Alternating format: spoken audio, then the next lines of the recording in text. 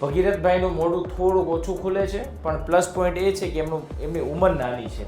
એટલે નાની ઉંમરે જનરલી કેવું થતું હોય કે એક દાઢ આ છે, એક દાઢ આ છે, આ બંને દાઢો પોચી હોય, પણ એમને બટકા ભરાઈ જાય. ડાપણ દાઢ જ્યારે પણ દર્દીના મોઢામાં આવે ત્યારે દર્દીને બે જ સમસ્યા થતી હોય. એક તો ડાપણ દાઢની આજુબાજુ ઇન્ફેક્શન થઈ જાય અને બટકા ભરાઈ જાય એટલે ખાવાનું બીજા દાંત હોય એ કમ્પ્લીટ ટચ ન થઈ શકે, એટલે ખોરાક બરાબર દળી ના શકાય દર્દીથી. પછી ત્યાં ઇન્ફેક્શન થાય, એના કારણે કોઈ વાર ગળાનું પણ ઇન્ફેક્શન થાય.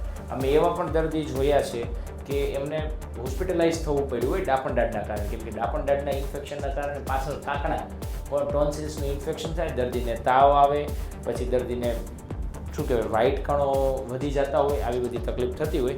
પણ ભગીરથભાઈ પહેલેથી આપણી પાસે આવ્યા છે, આપણે એમની ડાપણ દાઢ કમ્પ્લીટ રિમૂવ કરીશું, તમને પ્રોસેસમાં બતાવીશું. આ નીચેની કાઢી દીધી છે સક્સેસફુલી, હવે ઉપરની કાઢશું. ઓકે, આ ઉપરની સક્સેસફુલી કાઢી દીધું. આ કાઢતી વખતે દુખાવો કે એવું કંઈ નહીં?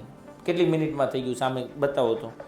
1 2 3 4 5 કેટલી મિનિટ લાગી હતી કાઢવામાં? 5 મિનિટમાં ડાપણ દાઢ સક્સેસફુલી કાઢી દીધી છે. હવે આપણે મેમ્બ્રેન પદ્ધતિથી એમને જ્યાં દાઢ કાઢી છે ત્યાં મેમ્બ્રેન મૂકશું, જેથી એમને કાઢ્યા પછીનો દુખાવો હોય, સોજો હોય, સાવ નહીવત થઈ જાય. એની આપણે મેમ્બ્રેન બનાવી દીધી છે.